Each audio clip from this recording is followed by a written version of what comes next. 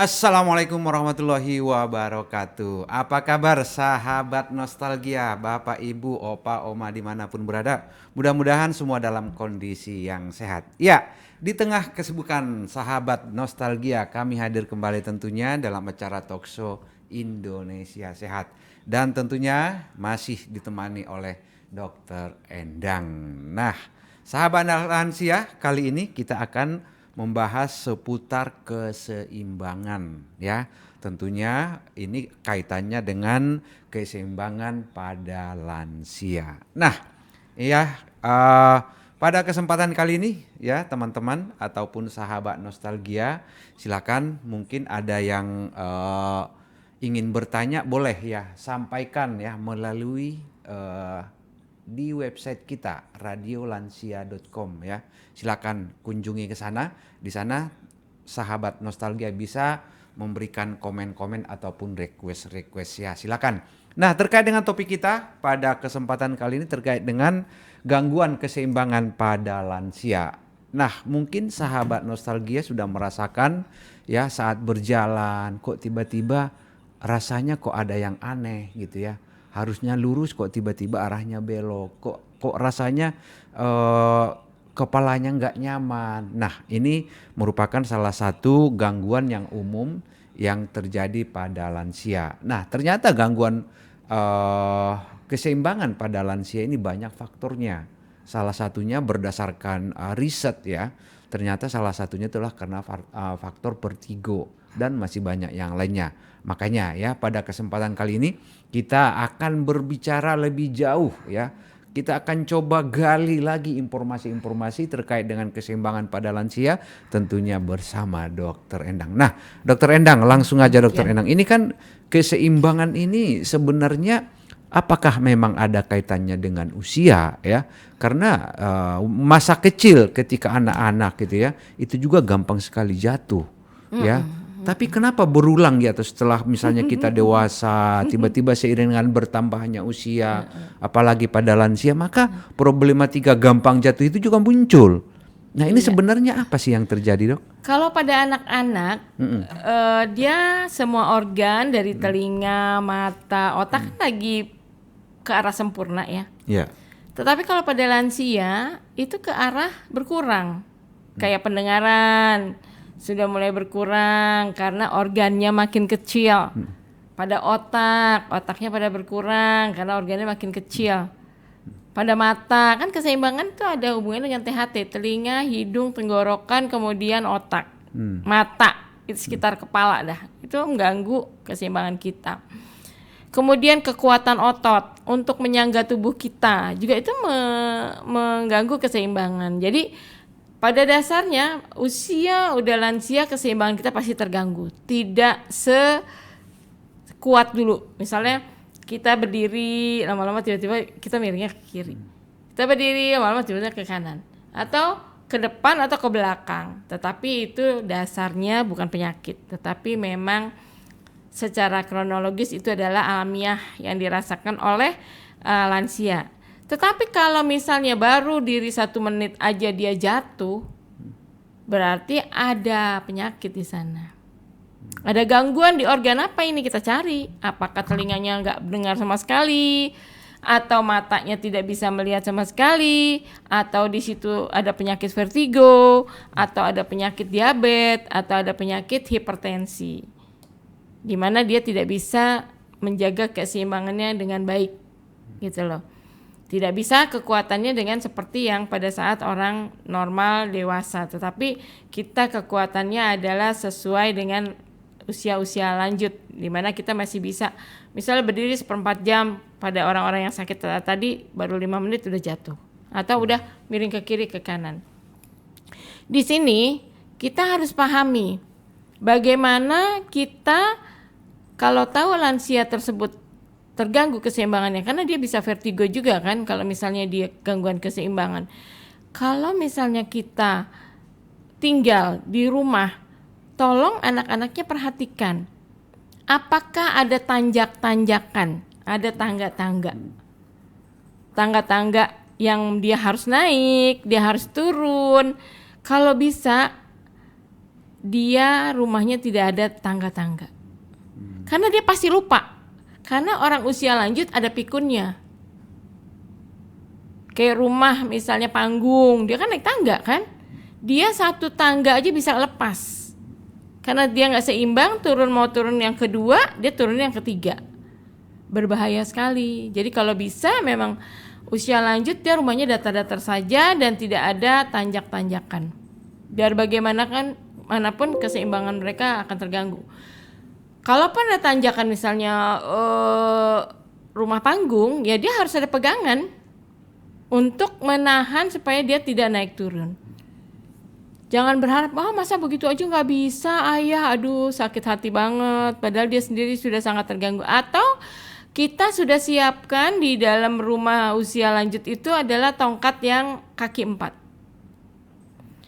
Kalau kaki 3 masih meleset karena yang ujung belakang itu masih bergerak. Kalau 4 lebih bertahan. Jadi kita kasih, tapi jangan salah. Orang usia lanjut kita kasih tongkat, nggak mau. Emangnya aku sakit apa?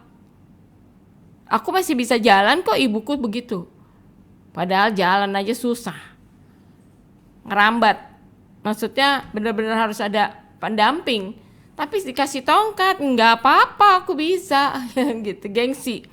Padahal udah diperlukan oleh dia keseimbangan.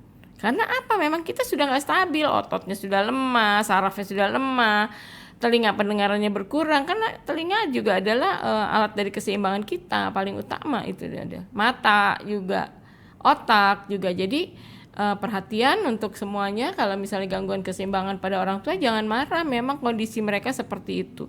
Tetapi kalau berlebihan kita cari tahu ada sakit di mana, ada menderita di mana.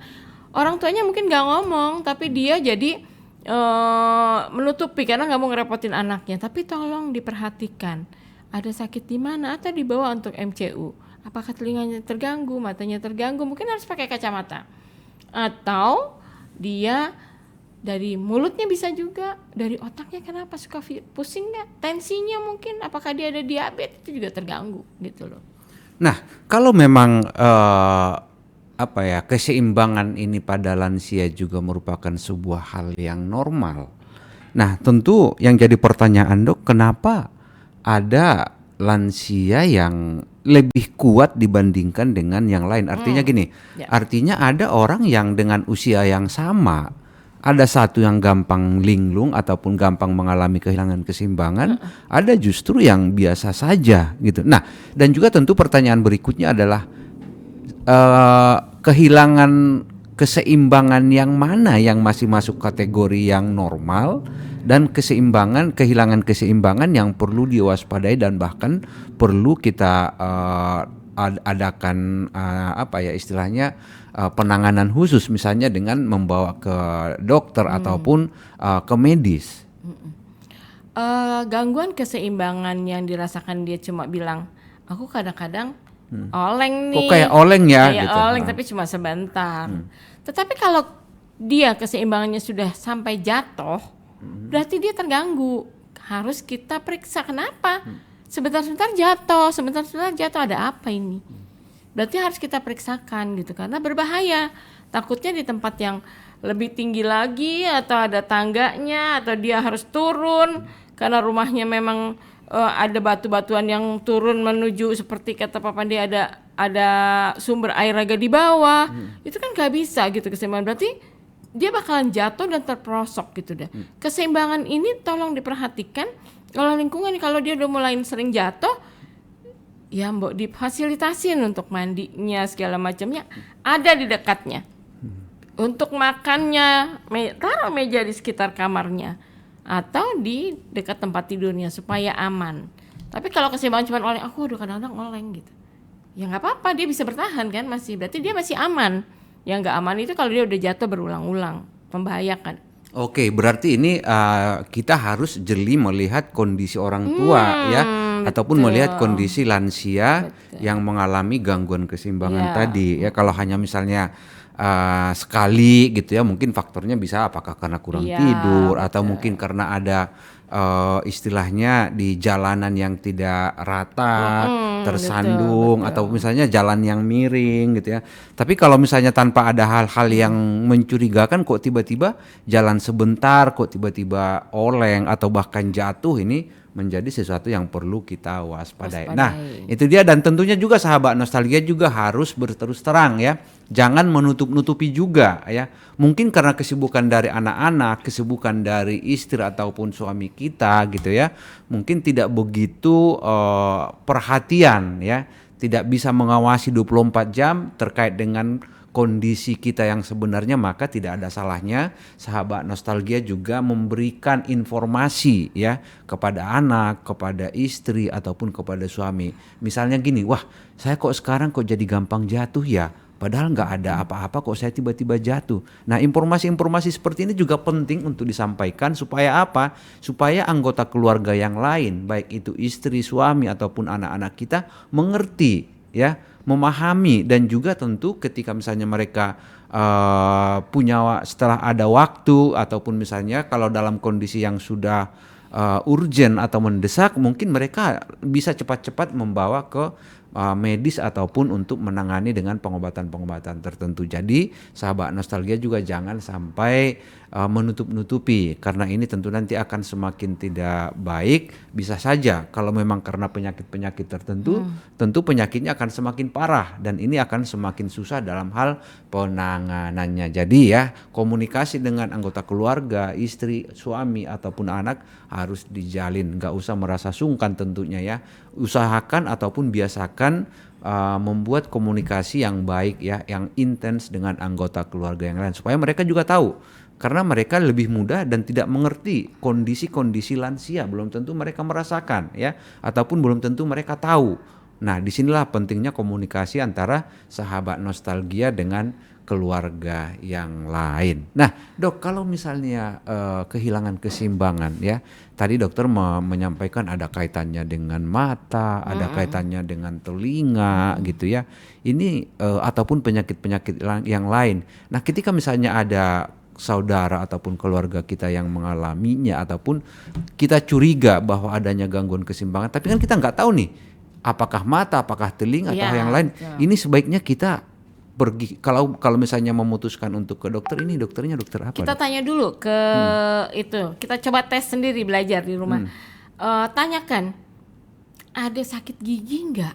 Itu pengaruh. Gigi pun bisa bermasalah dengan keseimbangan. Iya, ada sakit gigi nggak? Karena bisa terjadi dari sakit gigi itu terjadi peradangan di telinga. Gendang telinga itu adalah pusat keseimbangan. Ada, udah lama bengkak. Telinganya berdenging nggak? Iya, udah lama gerebek-gerebek atau berdenging. Nah, udah pas. Kemudian mata, kalau lihat dari jauh matanya suka nggak begitu kelihatan gitu. Jadi kan dia buram pengen lihat sesuatu. Misalnya yang deket kan dia bisa lihat misalnya, atau yang jauh bisa lihat misalnya. Biasanya orang tua tuh yang jauh bisa lihat ya. Yeah. Yang deket nggak bisa lihat gitu. Yang jauh bisa lihat tapi terganggu juga. Ternyata kan orang tua sekarang juga ada bisa min juga, bisa plus juga. Kayak saya plus juga dan min juga. Jadi bisa double gitu. Masa jauh nggak kelihatan karena dia bisa dua gitu. Matanya juga terganggu. Atau dia sering sakit kepala. Kita tanya suka pusing nggak? Sering pusing.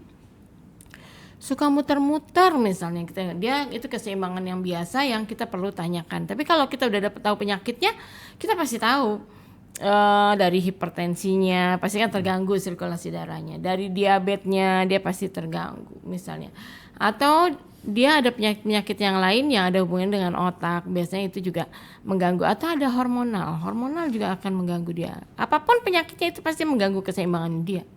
Oke, jadi istilah kita juga harus bisa ya. Nah, makanya tadi sahabat nostalgia penting ya komunikasi dengan anggota keluarga yang lain. Dengan komunikasi seperti ini kan akhirnya nanti keluarga yang lain akhirnya mengerti ada apa yang terjadi dengan sahabat nostalgia sekalian ya.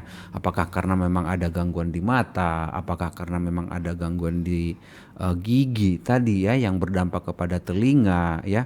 Dan ini hal-hal yang tentu awalnya yang paling duluan tahu itu adalah kita sendiri, sahabat nostalgia sendiri yang tahu ya. Jadi mungkin saudara ataupun anggota keluarga yang ada di sekitar kita mungkin tidak begitu paham terkait dengan kondisi yang kita alami yang sebenarnya seperti apa. Makanya segera sampaikan ya, komunikasikan kepada anggota keluarga, baik itu kepada istri ataupun kepada suami ataupun misalnya kepada anak-anak terkait dengan keluhan-keluhan yang muncul. Apalagi kalau tadi berhubungan dengan hal-hal yang dicurigai mengarah kepada penyakit-penyakit tertentu. Kehilangan keseimbangan ini tadi seperti yang disampaikan dokter, ini merupakan dampak dari adanya gangguan kesehatan yang lain. Selain karena memang adanya faktor bertambahnya usia. Tapi ada juga tadi seperti yang disampaikan dokter Rina karena penyakit-penyakit yang lain. Artinya apa? Artinya kehilangan keseimbangan ini tidak akan bisa diatasi tanpa mengatasi penyakit-penyakit yang muncul tadi. Maka penting untuk komunikasi dengan anggota keluarga supaya dilakukan tindakan yang terbaik. Apakah itu nanti ke rumah sakit ataukah misalnya ada dokter di sekitar rumah ya yang paling dekat. Intinya adalah bagaimana nanti anggota keluarga bisa berbuat sesuatu untuk mengatasi masalah-masalah yang dialami oleh sahabat nostalgia sekalian. Nah, oke ya sahabat nostalgia, kita nanti akan coba kupas lagi. Kita akan coba membahas lagi terkait dengan misalnya apa sih yang bisa kita lakukan di rumah. Karena gini, karena tidak semua sahabat nostalgia mempunyai kemampuan, mempunyai sarana untuk bertemu ataupun untuk mengunjungi dokter ataupun tenaga medis. Nah, bagi mereka-mereka yang tidak mempunyai kemampuan ataupun tidak mempunyai sarana tadi, apa yang bisa dilakukan? Nanti akan coba kita obrolin, kita coba tanyakan dengan Dokter Endang. Namun sebelum itu kita berikan kesempatan untuk yang satu ini dulu. Anda merasa tubuh semakin rapuh? Daya tahan dan kesehatan tubuh memang akan menurun seiring usia. Stres, polusi, dan gaya hidup tidak sehat memicu berbagai penyakit menggerogoti tubuh. Namun, kini saya tidak terlalu khawatir lagi. Saya telah menemukan cara mengatasinya. Bio7, formula herbal yang diproses dengan cara fermentasi, mengandung antioksidan, multivitamin, dan mineral. Terbukti ampuh mengatasi berbagai macam penyakit. Minum 15 tetes 3 kali sehari sebelum makan. Bio7, jamu tetesnya Indonesia.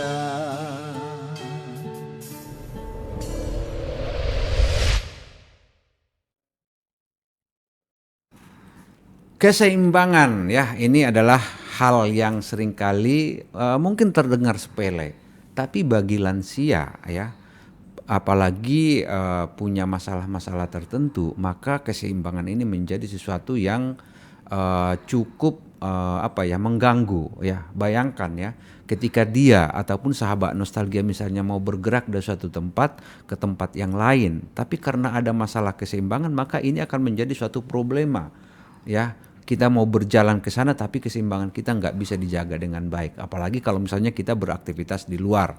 Makanya keseimbangan ini terutama untuk lansia adalah isu yang cukup besar ya. Karena memang tadi berdasarkan penelitian pun salah satu penyebab keseimbangan hilangnya ataupun terganggunya keseimbangan pada lansia adalah penyakit-penyakit tertentu seperti vertigo.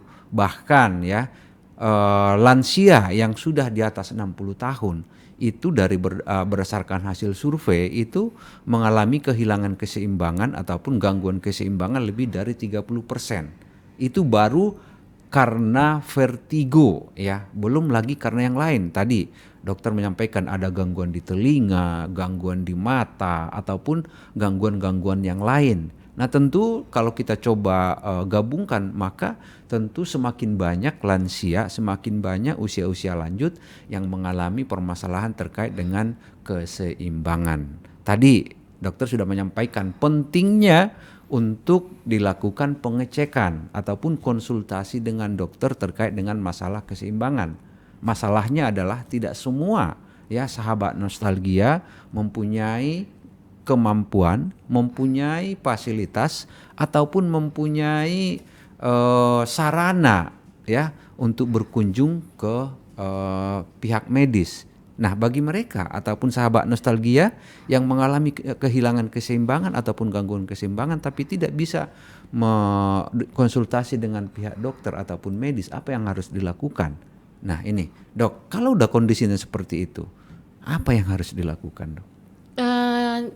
Kita harus menyiapkan yang pertama adalah rumah yang tidak mengganggu perjalanan dia. Oke, artinya Misalnya tidak ada keset yang licin, kesetnya harus yang benar-benar nempel.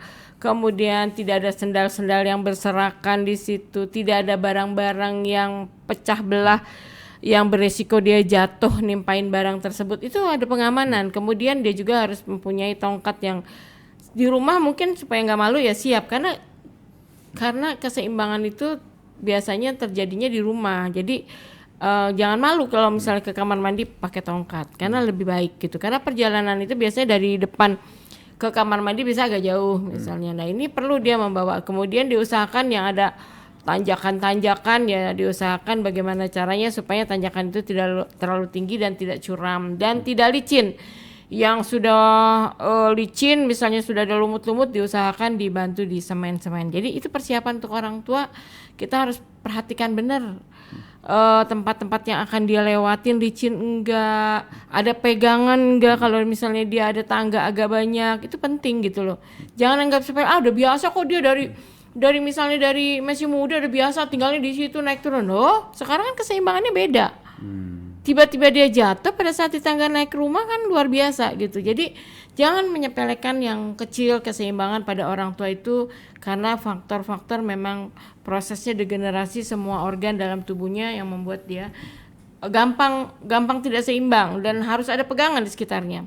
Kamar mandi aja nggak usah gede-gede, kecil aja supaya dia bisa pegangan. Karena kebanyakan orang tua jatuh di kamar mandi kan. Artinya kamar mandi, bahkan kamar mandi pun harus disiapkan untuk mereka yang lebih kasar, aman betul, gitu ya. bukan yang licin. Misalnya dari batu-batuan, apa gimana caranya? Jangan berpikir wah yang penting lantainya licin gitu ya. Mengkilat. gitu. Waduh, kasihan. Ini bahaya Bahaya, gitu ya. sangat bahaya. Karena memang aku ada beberapa pasien dan saudara juga meninggal di kamar mandi. Karena saya rasa dia keseimbangannya udah terganggu. Nggak ada pegangan, terlalu lebar kamar mandinya sehingga dia jatuh di situ. Apalagi misalnya secara alami ataupun istilahnya ketika misalnya sedang buang air besar, apalagi dengan fasilitas misalnya WC-nya yang masih duduk ya. Betul. Ketika dia berdiri, ini kan Jongkok akan apa duduk? terjadi perubahan keseimbangan, ya. Jongkok apa duduk? Kalau jongkok, Jongkok kan. yang Kalau duduk jongkok masih ini, aman. yang jongkok ini kan pasti ada apa istilahnya, tubuh kita akan menyesuaikan keseimbangan. Nah, tapi kalau ada gangguan keseimbangan ini tentu akan menjadi masalah. Jadi memang tadi hal-hal yang bisa kita lakukan untuk antisipasi. Namun tentu ini baru sebatas antisipasi. Nah, kalau dari dalam, Dok, ini kan sudah jelas-jelas mereka ini apakah itu secara alami gitu ya. Dari dalam apa sih yang bisa dilakukan misalnya untuk menjaga supaya tubuh mereka ini tidak terlalu terlalu parah gangguan keseimbangannya gitu, Dok. Ya, kan tetap ada degenerasi daripada telinga, mata, kemudian otak, ya kan, paru-paru, dan supaya degenerasi yang secara normal itu berjalan lambat, kita boleh kasih vitamin atau kita kasih herbal lah yang aman untuk membantu kekuatan-kekuatan otot itu tidak sangat cepat untuk menjadi degenerasi, tidak sangat cepat untuk menjadi penurunannya tidak terlalu cepat betul. Gitu ya. Kita harapkan dia bertahan di situ. Nah, kalau untuk misalnya bagi mereka yang sudah mengalami kehilangan keseimbangan ataupun adanya gangguan keseimbangan gitu ya, katakanlah misalnya karena ini memang faktor dari generatif gitu ya, karena memang adanya pertambahan usia. Nah, kalau untuk mereka bisa melatih kembali, masih ada kemungkinan mereka kembali ke istilahnya keseimbangan yang normal apa enggak sih itu, Dok? Keseimbangan normal enggak lah, tapi membuat dia menjadi lebih kuat ya mungkin, karena kan massa otot itu diperlukan untuk dia menopang tubuhnya. Jadi ya dia jalan tetap boleh, mondar mandir, tapi jangan jauh-jauh karena keseimbangannya kan terganggu. Jadi dia jalan, jadi membantu kekuatan otot untuk bertahan, untuk oleng gitu loh. Jadi masih bisa dengan Masih bisa, walaupun aktivitas sedikit, olahraga aktivitas gitu ya. olahraga, betul. Tentu olahraganya juga jangan olahraga yang berat ya. Jangan naik pohon kelapa gitu. Ngapain dong? Manjat. Susah Ya, kan? ya artinya kalau misalnya sahabat nostalgia sudah merasakan adanya gangguan keseimbangan ya, apalagi ini bersifat degeneratif ataupun karena adanya masalah dari istilahnya masalah-masalah dari perubahan usia gitu, berseiring bertambahnya usia, maka tentu untuk olahraga-olahraga yang direkomendasikan dokter tadi sebaiknya tidak mempunyai risiko-risiko yang berbahaya gitu ya, tidak memiliki risiko-risiko yang berat. Jadi misalnya jalan di sekitar rumah gitu ya. Dan kalau bisa mungkin dihindari area-area yang ada kendaraan umum gitu ya. Karena atau ini kan ada punya lubang-lubang gitu, hati-hatilah pokoknya kayak gitu. Oke, itu ya. Jadi itu tadi saran dari Dokter Endang terkait dengan sahabat nostalgia yang memiliki gangguan-gangguan keseimbangan. Nah, kalau dari sisi medis, Dok, biasanya ketika misalnya keseimbangan ini sudah benar-benar sangat berat gitu ya, sehingga ketika dia berdiri harus misalnya jatuh gitu. Ini kalau penanganan dari dokter biasanya akan dilakukan penanganan yang seperti apa, Dok? Aku nggak ngalamin kayak gitu. Biasanya untuk orang-orang muda aja vertigo bisa, Pak. Gangguan telinga berdenging, waktu itu pernah seperti itu. Misalnya dari telinga, kita di fisioterapi. Biasanya di telinganya dipanasin. Kalau dari telinga. Dengan alat-alat Dengan tertentu. alat. Pokoknya gitu ya. ada fisioterapi. Nggak pakai api dong. Iya, betul. Nah, itu membantu untuk keseimbangan. Masih bisa. Oke. Kalau kita ada penyakit, kita masih betulin bisa. Oke, Walaupun jadi nggak 100%, tapi minimal dia lebih aman. Oke, jadi kalau misalnya tadi ada case-nya misalnya keseimbangannya terganggu karena vertigo, berarti yang diatasi adalah vertigonya. Betul. Begitu juga mungkin dengan yang Gangguan lain telinga, gitu ya, betul. gangguan telinga ya tentu dilakukan terapi ataupun pengobatan terhadap masalah di telinganya. Telinga, betul. Oke. Nah, kalau dari sisi makanan, ini ada kaitannya dengan makanan-makanan tertentu nggak? Kenapa tiba-tiba dia lebih gampang mengalami kehilangan keseimbangan gitu? Apakah ada faktor-faktor dari makanan juga? Biasanya sih dia keseimbangan itu terjadi karena banyak kafein ya. Minum kopi itu juga mengganggu keseimbangan, oleng gitu. Karena kan dia akan mengganggu sistem saraf juga gitu. Kalau dia banyak gitu. Jadi kurangin kafeinnya gitu. Oke, ternyata minum kopi juga bisa menjadi penyebab Gangguan keseimbangan. Gangguan Tapi cukup keseimbangan. 1, jangankan orang kadang-kadang 3, 4. Nah, ini mengganggu. Oke, ya itu dia sahabat nostalgia. Jadi memang terkait dengan topik kita pada hari ini, kehilangan keseimbangan yang kita soroti memang bagi sahabat nostalgia, terutama yang sudah usia-usia lanjut ya, tentu harus ada perhatian khusus ya terkait dengan keseimbangan. Ya, tadi dokter menyampaikan bagaimana memang keseimbangan ini suatu hal yang umum ya, sesuatu yang natural ataupun secara alami akan mengalami penurunan ya.